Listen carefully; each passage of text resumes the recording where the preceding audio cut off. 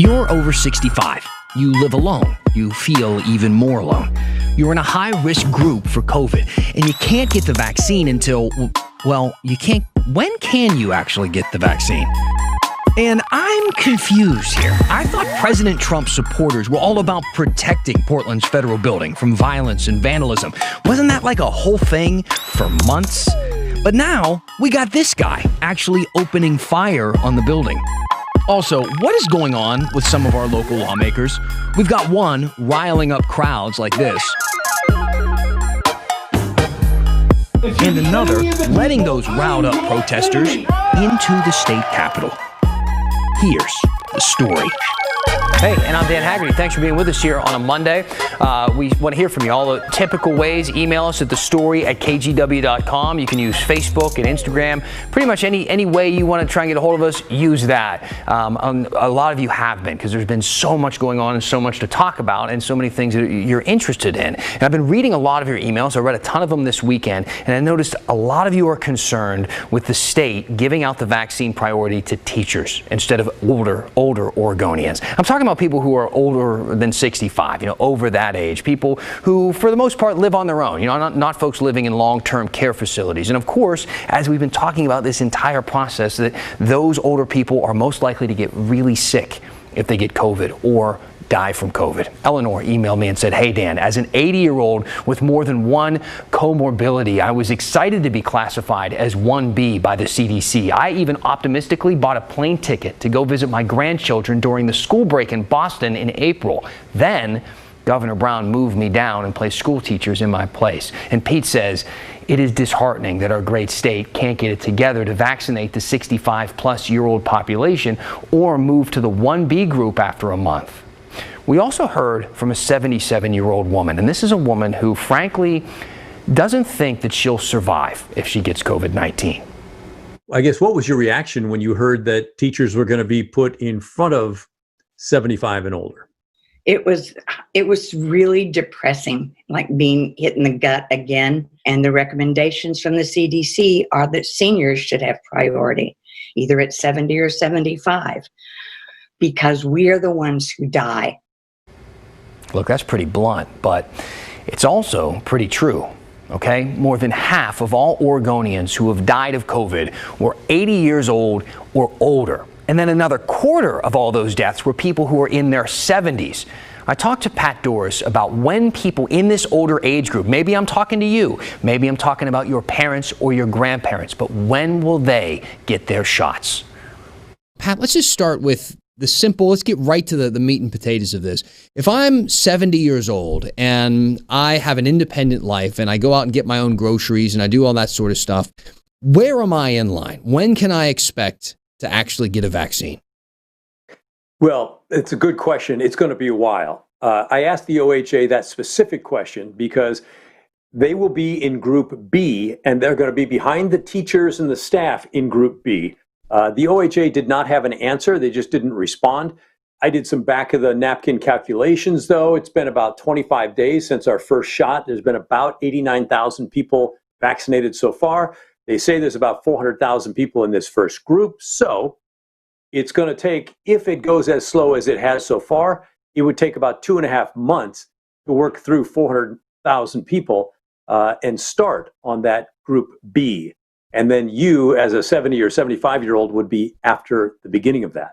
Now, there are you can make an argument for a lot of different groups to be kind of next. Of course, we know why teachers are being prioritized so kids can get back to school. What are we hearing from the people who you're talking to, though, the older folks who really, I assume, are just fearful for their lives, for their overall safety, especially if they are people who have to leave the home to go get groceries and things like that? Absolutely. They're angry. They say, listen, the CDC said that we should be the priority group in Group B. We should be at the front of the line because we are the ones who are dying when we get this. On the other hand, I did talk to the OEA, the Oregon Education Association, very large, powerful teachers union in Oregon. And they said by Governor Brown dropping the metrics and making it an advisory instead of sort of the rule of you must meet these, now it's like, you might want to keep this in mind. And it's a local school district decision. By doing that, the OEA says the governor is forcing teachers back into the classroom. And if she's going to do that, they deserve to get this thing first. And when I said, well, there's not a lot of evidence that I've seen that this thing is kind of transmitted in classrooms, they disagree. They say that there are studies out there showing more recently that the virus is being passed in classrooms and that it's dangerous. So that's why they're so adamant that the teachers move up in the line. All right. Pat Doris with the latest, very important stuff, man. And a lot of people are wondering about this. I appreciate your insight tonight. It's my pleasure.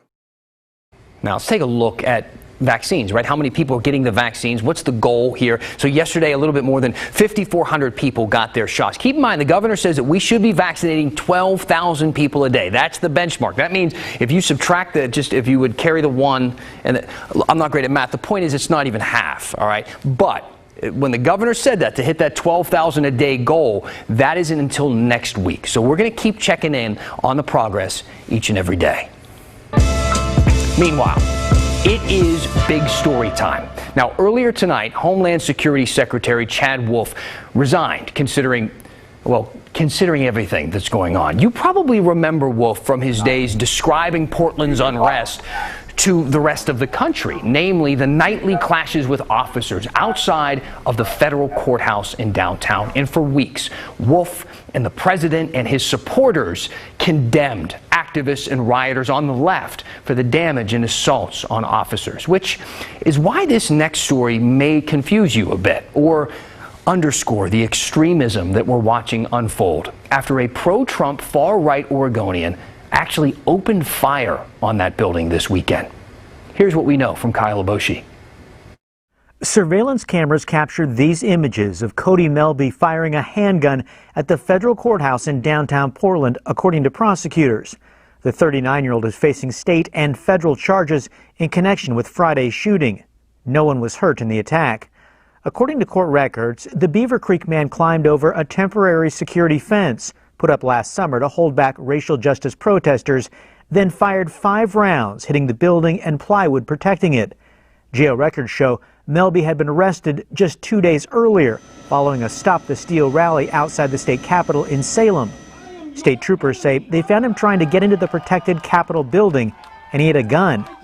An online search shows Melby has posted several YouTube videos of himself making false statements about the presidential election and QAnon conspiracy theories. In one video posted last week, he called for the arrest of several politicians and others. Anderson Cooper, Don Lemon, Brett Hume, John Roberts from Fox, John Roberts from the Supreme Court.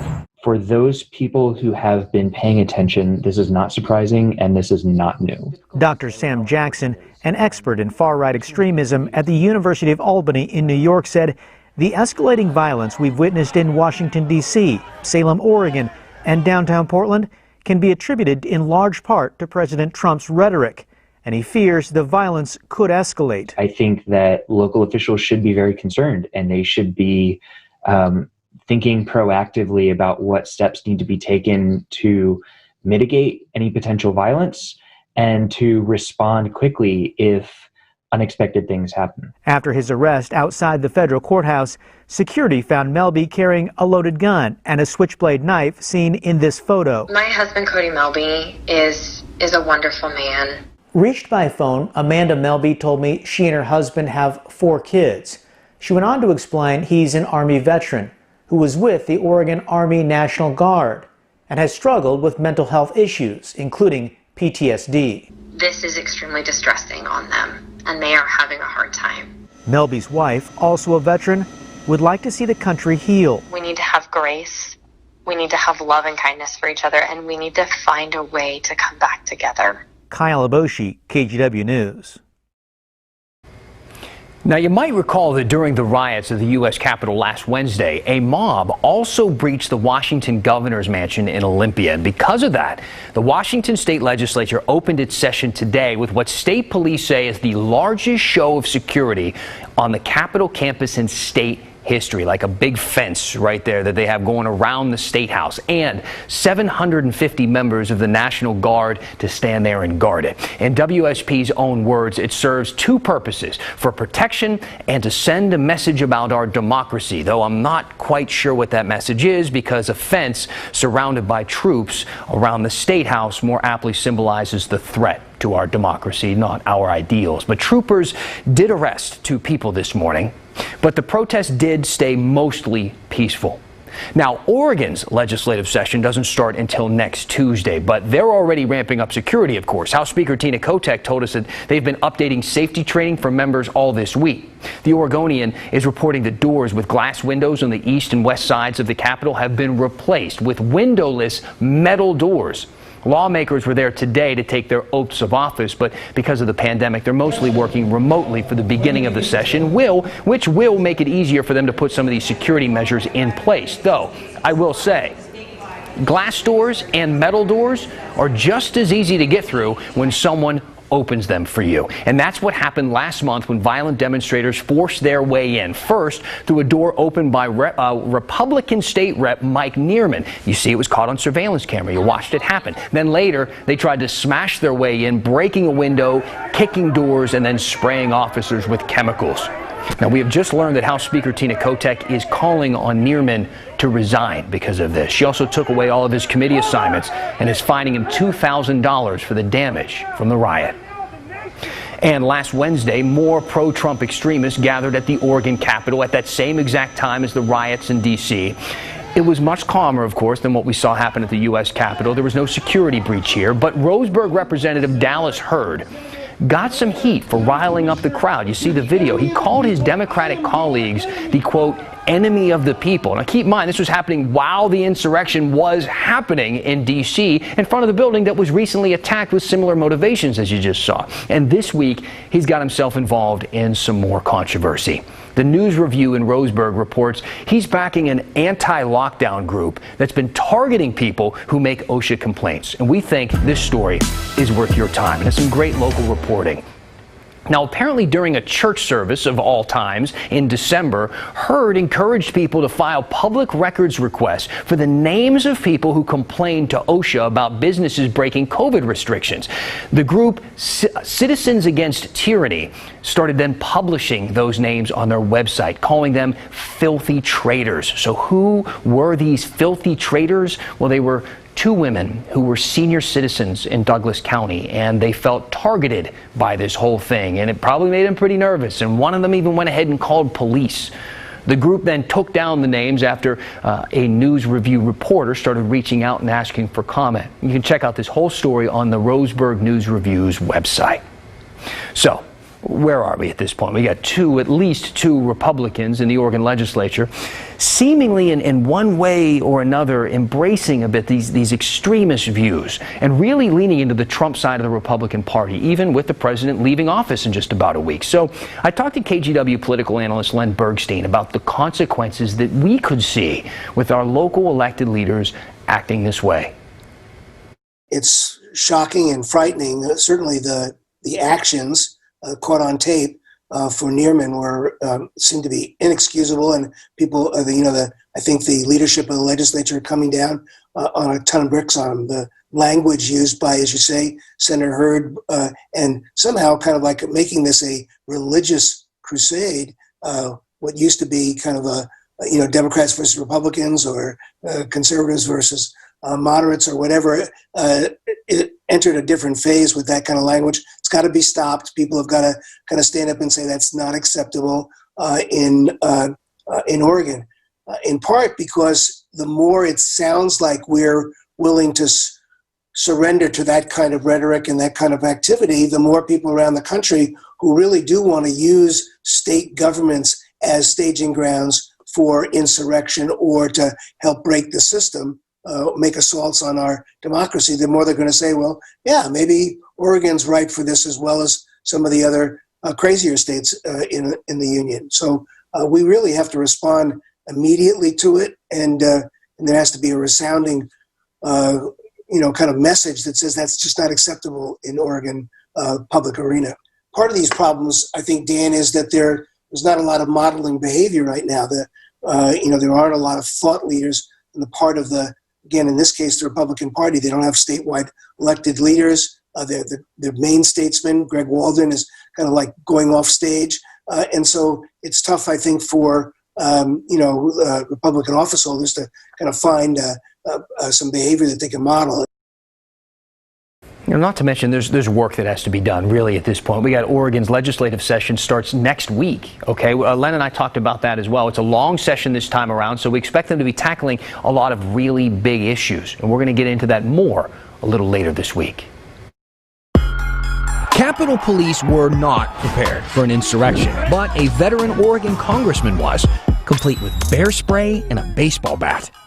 And if you thought your New Year's resolution was lofty, wait until you hear Mayor Wheeler's. We've got to stop this ongoing destruction and violence. I feel very strongly about that. When the story continues. Welcome back. During commercials, I always walk right over there off camera, and I got my phone. I'm reading comments. We got a bunch of them coming in right now. We're going to try our best to maybe answer them this week. So keep them coming, because they are pretty complex, as you're asking about like vaccine rollouts and a lot of questions that you need us to ask our leaders, and we'll continue to do that. You can also ask us questions through Instagram. That's a great way to get through with us. You can find us at The Story KGW, as well as search for me, Dan.Haggerty, as well as all the other platforms we always talk about. Now, I want to turn our attention now to Portland's protests, which it's kind of hard to believe, but they've been going on almost nonstop since after the death of George Floyd. Many of them were peaceful, as we saw, especially early on. But as the months wore on, a lot of them turned violent or destructive or both. We had a big flare-up on New Year's Eve. The damage from that is still evident downtown. And the very next day, you may remember this, Mayor Ted Wheeler, he came out, he said, we're going to start 2021 by promising to crack down and change how Portland polices these protests, the ones that turned violent.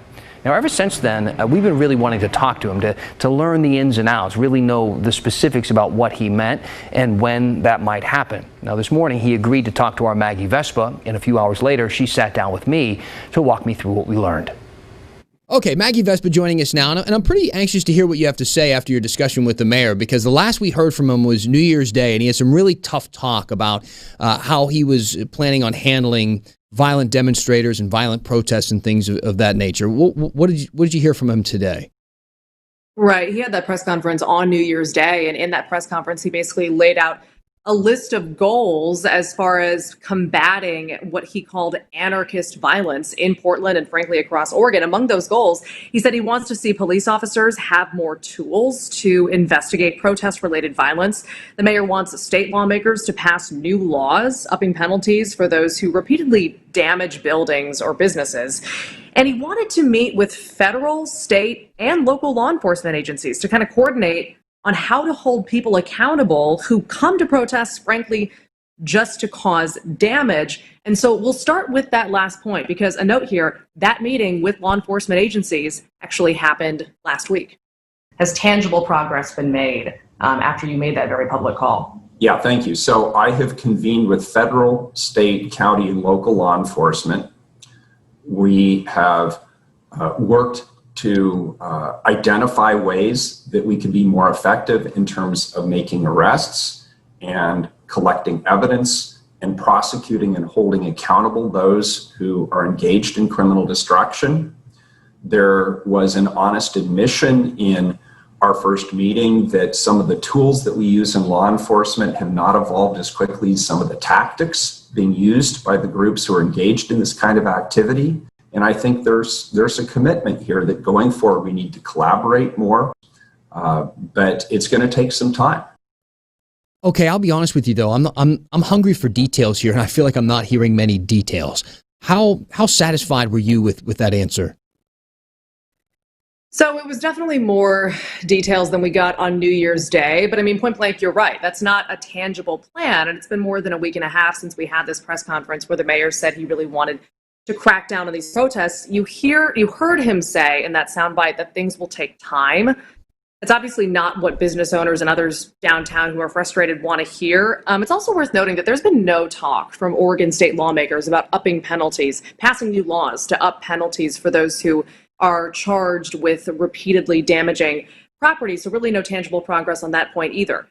All that in mind, and given the mayor's point about the meeting, we did reach out to other agencies who may be involved in this, including the Multnomah County District Attorney and the Multnomah County Sheriff's Office, both of whom basically wrote back and said, for now, they're just going to keep doing what they've been doing, which is coordinating with the city and Portland police. So really no changes on their end either. I did also reach out to every single member of the Portland City Council, and we have some new members on the council. One of the newer ones got back to me, Carmen Rubio, and the commissioner said this, quote, "We should first start using the tools at our current disposal. Law enforcement should use its resources to investigate the most severe cases and triage them for prosecution." So as far, again, as tangible changes that will actually impact soon, almost immediately, how these protests are policed, we're not hearing about a big plan being rolled out right now. Well, and, now we have this information we're getting from the FBI. They said they have a warning now that law enforcement nationwide should prepare for massive gatherings of armed Trump supporters in all 50 states, this being in conjunction with President-elect Joe Biden's inauguration. Any idea what local law enforcement has planned to deal with anything like that? Yeah, so we saw that alert come out, and that was actually the last question that I put to Mayor Ted Wheeler, who, keep in mind, is Portland's police commissioner. Take a listen. We are working through our Bureau of Emergency Management to coordinate all of our bureaus. I can tell you that I'm working with state, federal, county, and local law enforcement to make sure that we understand what the worst case scenario possibilities are on January 20th, and that as much as possible, we'll be prepared collectively to address those issues. So, Dan, again, I mean, this is what the mayor was willing to tell us publicly, and sometimes in these cases, they don't want to tell us everything, but based on what he said, it does sound like law enforcement agencies are preparing for rallies or potentially violent demonstrations that the FBI is warning about during Inauguration Week, kind of specifically and separately, aside from this long-term strategy that's tied to Portland's ongoing unrest. So we will stay on both stories and bring you updates as they come down. Got it. Maggie Vespa, thank you. Okay, let's talk a little bit more about the U.S. Capitol breach that keeps getting worse and worse, I think, the more you learn about it. I mean, images of law enforcement being dragged down the Capitol stairs or officers being crushed by the mob. I mean, it continues to be shocking. But was it surprising? Now, if you ask Capitol Police, they will say yes, saying they didn't have any intelligence about this threat. But you know who did have a pretty good idea that something bad was going to go down? Oregon Congressman Peter DeFazio. It brings us to our quote of the day. This is in an interview he did with OPB. DeFazio said, "I had a plan. There's 3 ways out, and I figured they would come in the most obvious way. I had the bear spray and a baseball bat." Yeah, so he actually went to REI to buy a couple cans of bear spray before heading into the Capitol that day, before the riot even started. How sad is it that a 73-year-old congressman had to take those types of measures to protect himself instead of feeling safe inside the Capitol building? Now, I think it is safe to say that what happened last week was unprecedented, at least in terms of the scale of people storming that building. But the Capitol has been a pretty prominent target for attacks before. Now, you might remember this one, of course, from your history class, the British burning the Capitol during the War of 1812. It actually happened in 1814 because that war lasted a few years. And this was the only time a foreign power has occupied the Capitol in U.S. history. There's been a few bombings at the Capitol over the years. The first in 1915 during World War I.